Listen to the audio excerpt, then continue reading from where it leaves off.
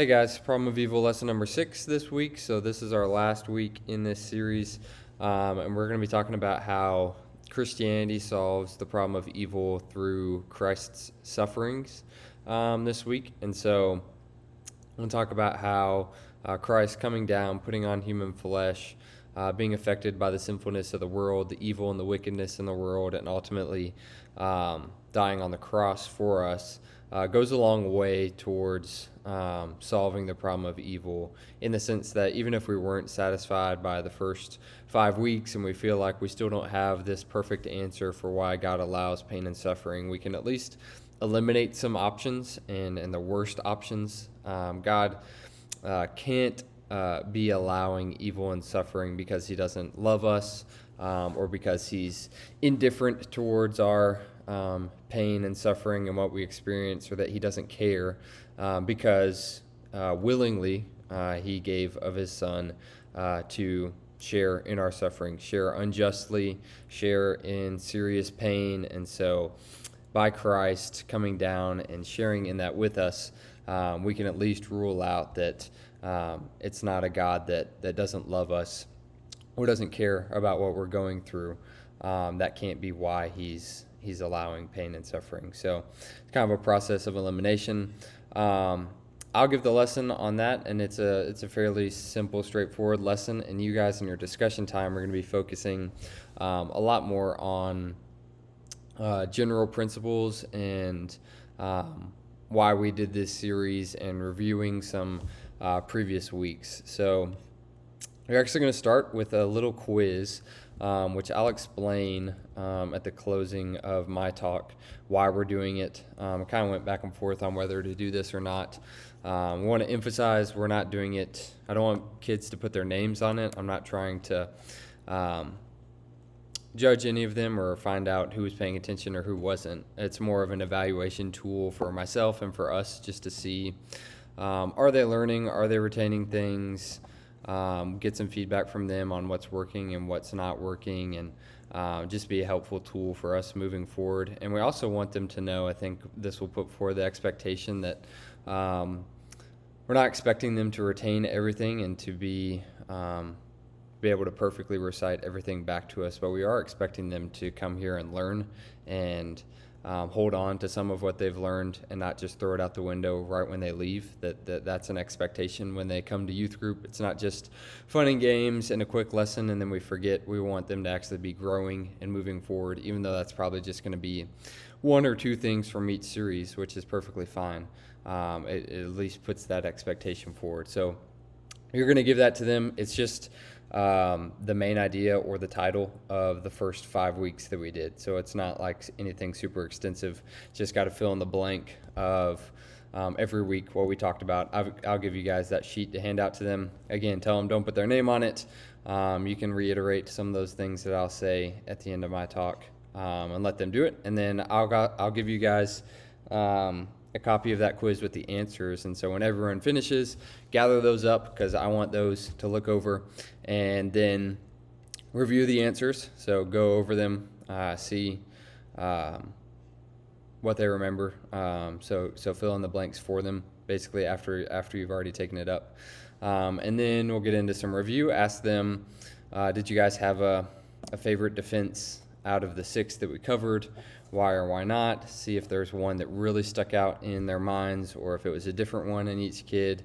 Ask them what new things they learned, what maybe major takeaways they had from the series. So this is, again, kind of trying to reinforce some of the stuff that we talked about over these 6 weeks, so that hopefully 2 or 3 or 4 things stick with every student that they take forward. And that may be different from student to student, which is fine. And then question number 5, ask, this is more big picture. Why do you think that God doesn't just directly answer the problem of evil in his word? If he is all-knowing and he could see the future and he knew that one day this would be a huge question that people would debate about, why does God not just have a book, or at least a chapter and a couple verses explaining why he allows pain and suffering? Why does he not just point blank directly answer this?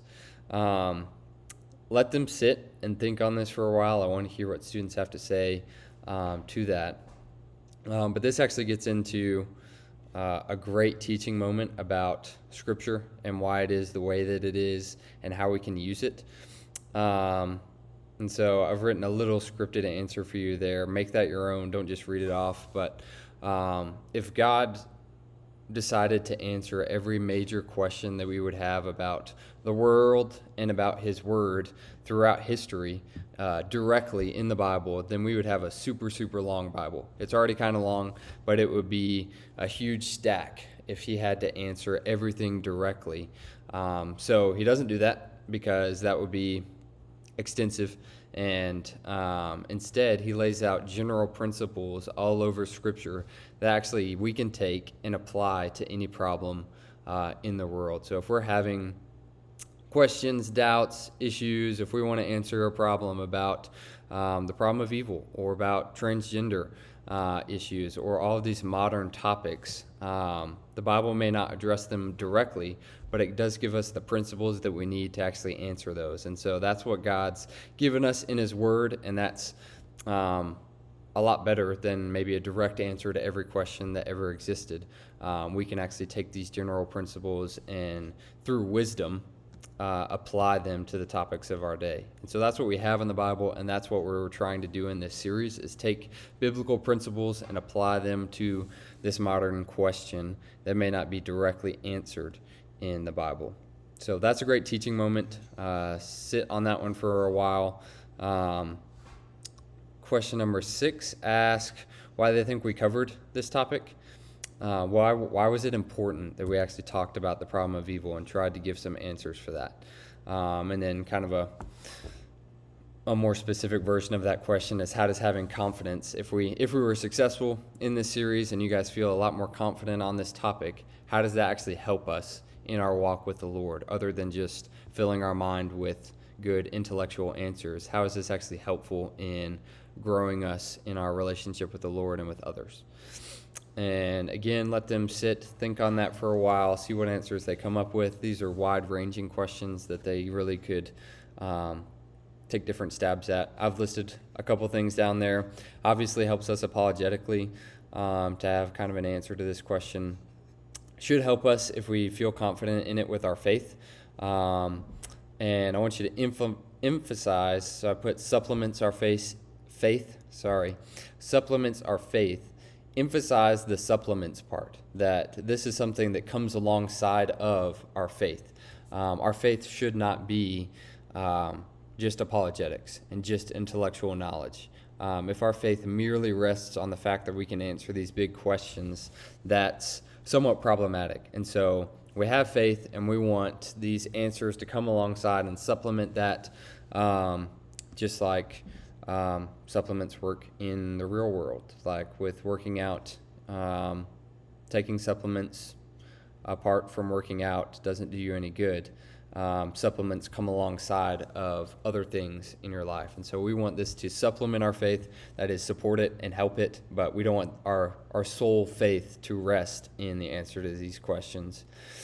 This can be helpful in times of pain and suffering in our own lives and with people we know. It can provide some peace to know that God's in control, that there are good reasons why He might be allowing this to happen, and to look at some of the things we've learned in this series. And then the last one is that it's helpful when we look at difficult questions and we're able to answer them well from the Bible. That just gives us more confidence in Scripture, which is really important for students. We want them to see that the Bible really does provide the answers to life's most pressing questions, and that we're going to try to dive into that here in the youth group. We're not just going to tell Bible stories about Old Testament heroes, but we're going to try to answer applicable life questions from the Bible. Question 7 and 8 kind of go together. So you'll ask, what do you think about just difficult topics and questions in general?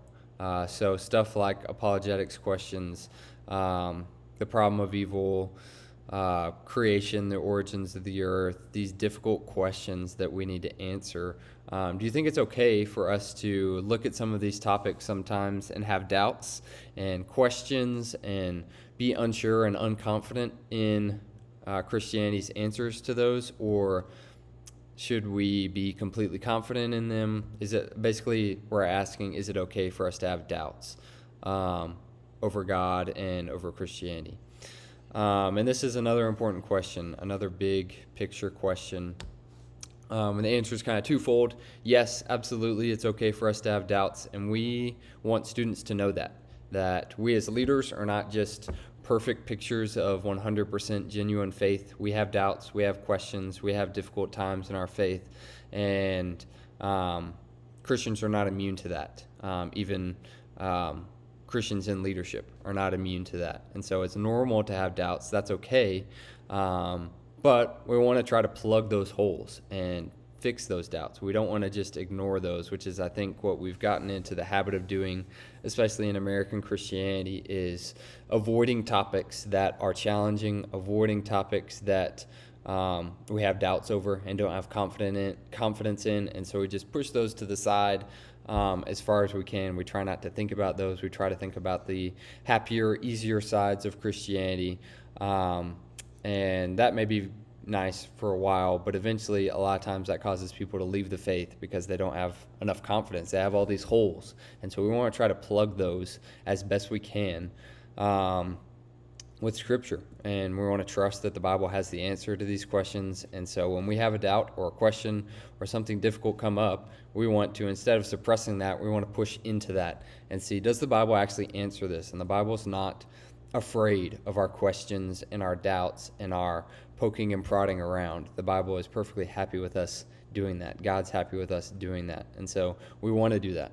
And then the last one just feeds off of that question. What happens if we do have doubts and we just leave our doubts? And so we have a doubt, we have a lack of confidence in something, and we don't plug that hole. What kind of problems does that cause down the road? And I've listed a couple things for you there. It makes us anxious. It makes us cautious in prayer. It makes us hesitant to give our lives fully to Christ because we can't fully explain or don't have full confidence in these big issues. And so it can cause a lot of problems. And like I said, eventually it usually leads to people walking away from the faith. So we want to be a place where students feel comfortable expressing their doubts and feel confident that we're going to do what we can to find a biblical answer to the doubts and the questions that they have. Keeping in mind that there are limits, like we talked about in this series, to our knowledge. We may not know everything perfectly, but that doesn't mean that we shouldn't explore and see what the Bible has to say about certain topics, about difficult topics. So those are your questions. Like I said, more big picture stuff that you're working with this week. Let's close out this series strong, and then we've got Pop-Up Sunday and the beginning of summer next week. So I'll see you guys on Sunday.